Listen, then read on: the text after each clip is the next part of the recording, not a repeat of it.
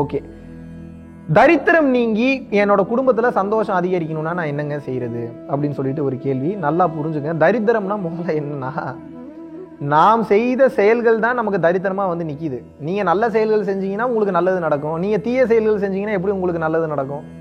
இல்லைங்க, நான் ஆரம்பத்துல இருந்து பிறந்ததுல இருந்து என் குடும்பம் நல்லவங்க, நானும் நல்லதா செஞ்சுட்டு வந்திருக்கேன், இருந்தாலும் எனக்கு நல்லதே நடக்க மாட்டேங்குதுன்னா இன்னும் உயிர் இருக்குல்ல, இந்த உயிரை வைத்து இன்னும் நீங்க நல்லது நடக்கிற அளவுக்கு உங்க வாழ்க்கையை மாற்றிக்கொள்ளலாம், இன்னும் உங்க கண்ட்ரோல்ல தான் இருக்கு. இருந்தாலும் ஏன் உங்களுக்கு கெடுதல் நடக்குது அப்படின்னா, முன் ஜென்மத்தில் நீங்கள் செய்த வினைகள் உங்களை இன்று துரத்தி கொண்டு வருகிறது. இதைத்தான் கணியன் பூங்குன்றனார் என்ன சொன்னார்னா, தீதும் நன்றும் பிறர் தர வாரா அப்படிங்கிற. அப்படின்னா என்ன? நல்லதும் கெட்டதும் இன்னொருவர் கொடுத்து வருவதல்ல, உனக்கு நீயே ஏற்படுத்தி கொடுப்பதுதான். உனக்கு நல்லது நடந்தாலும் அது காரணம் நீ தான், உனக்கு கெட்டது நடந்தாலும் அது காரணம் நீ தான். ஏன்? இறைவன் உனக்கு கொடுத்த தற்சுதந்திரத்தை சரியாக நல்வழியில், அறத்தின் வழியில், தர்மத்தின் நெறியில் நீ பயன்படுத்தும் போது உனக்கு நல்லது நடக்குது. எப்ப தவறான பாதையில நீ பயன்படுத்துறியோ அப்போ உனக்கு கெட்டது நடக்குது. நீங்க தான் சொல்றாங்க, நல்லா புரிஞ்சுக்கணும். சரி, ஓகே. இப்ப தரித்திரம் எனக்கு எங்க வீட்டுல எப்ப பார்த்தாலும் நெகட்டிவாவே நடக்குதுங்க அப்படின்னா, முதலில் உங்கள் வீட்டில் இருக்கக்கூடிய அருள் ஆற்றலை அதிகப்படுத்த வேண்டும். அருள் ஆற்றல்னா என்ன? அருள்னா பிளஸ்ஸிங்னு அர்த்தம், ஆற்றல்னா சக்தின்னு அர்த்தம். சோ பிளஸ்ஸிங் அதாவது ஆசீர்வதிக்கப்பட்டதனுடைய சக்தியை நீங்கள் அதிகப்படுத்த வேண்டும். எப்படின்னு ஆசீர்வாதம் பெறுறது? இறைவன் கிட்ட இருந்து.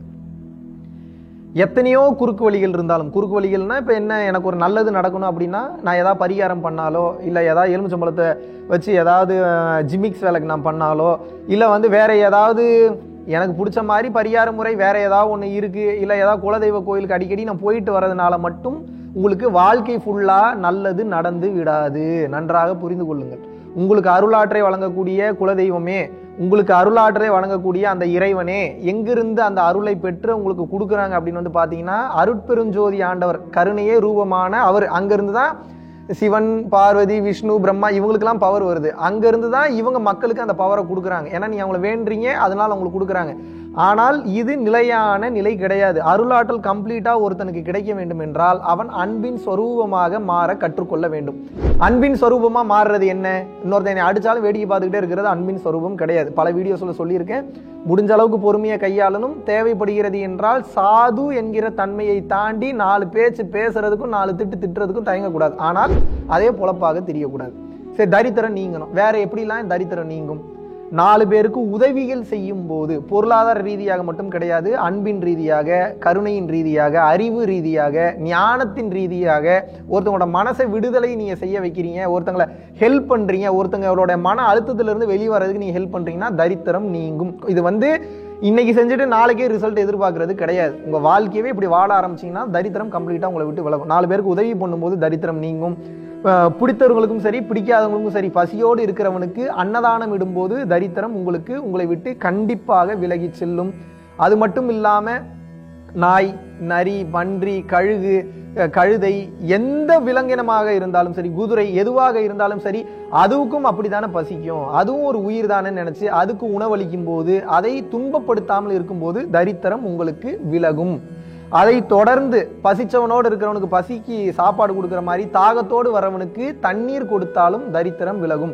ஏதோ ஒரு உதவிகள் செய்யும் போது அந்த உதவியை பலன் எதிர்பார்க்காமல் நீங்கள் உதவி செய்யும் போது தரித்திரம் என்பது விலகும். தரித்திரம் விலகிறதுக்கு இன்னும் வரிசையா சொல்றேன்னா இன்னும் வரிசையா சொல்லிக்கிட்டே போகலாம். அடிக்கடி கோவிலுக்கு சென்று வரும்போது, கோவில்ல அர்ச்சகருக்கு தட்டுல காசு போடுறது கூட செகண்டரி தான். ஆனால் அங்க இருக்கக்கூடிய அந்த கோவில் எந்த அளவுக்கு நம்ம முன்னோர்கள் நமக்கு கட்டி கொடுத்துருக்காங்க. எத்தனை பேர் ஒரு சர்ச்சுக்கு ஒரு மாஸ்க்கு போனா எத்தனை பேரோட அர்ப்பணிப்புல இப்படிப்பட்ட ஒரு கோவில் வந்து வளர்ந்துருக்கு, இப்படிப்பட்ட மாஸ்க் வளர்ந்துருக்கு, இப்படிப்பட்ட சர்ச் வளர்ந்துருக்குன்னு சொல்லி அவர்களுடைய அந்த அர்ப்பணிப்பை நினைத்து நீங்கள் மனம் உருகும் போது தரித்திரம் உங்களை விட்டு விலகும்.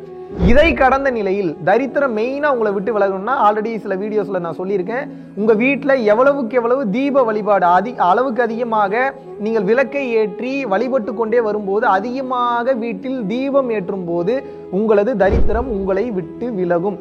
அதிகமாக மற்றவர்களை பற்றி புறம் கூறாமல் உங்களுடைய வாழ்க்கையை பார்த்துக்கிட்டு உங்க வாழ்க்கையை எப்படி சரி பண்றதுன்னு பார்த்துட்டு அடுத்தவனை குறை கூறாமல் இருந்தாலும் தரித்திரம் என்பது விலகும். இதையெல்லாம் கடந்து குருமார்களை அடிக்கடி சந்திக்கும் போது, குருமார்கள்னா யாரு? நல்ல நிலையில இருக்கிறவங்க. இப்போ நம்ம எக்மோர் எடுத்துக்கிட்டீங்கன்னா பிரம்ம பாபான்னு இருக்கிறாரு. நம்ம எக்மோர் பக்கத்துல அடிக்கடி வந்து பாத்தீங்கன்னா நெல்லூர் பாபா அப்படின்னு சொல்லிட்டு ஒருத்தர் வராரு. இதை கடந்து பாபான்னு இருக்கிறனால ஏதோ அவங்க பாபான்ற பேரே இன்னைக்கு ரொம்ப தப்பான பேரா மாத்திட்டாங்க. அது ஆக்சுவலா பாபானா நல்ல ஒரு உயர்ந்த நிலையில இருக்கிறவங்கள தான் அப்படி வந்து சொல்லுவாங்க. அவரு ஒரு நல்ல நிலையில தான் இருக்கிறாங்க.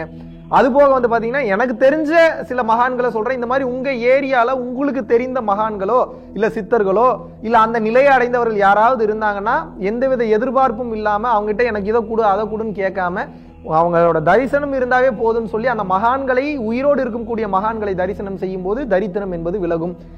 கோவில்களுக்கு அதிகமாக செல்வது ஒரு பக்கம், அதை கடந்து ஜீவ சமாதி வழிபாடுகளை அதிகப்படுத்தும் போது உங்களுடைய தரித்திரம் என்பது விலகும். ஸோ தரித்திரம் விலகிறதுக்கு இவ்வளவு வழிகள் இருக்கு.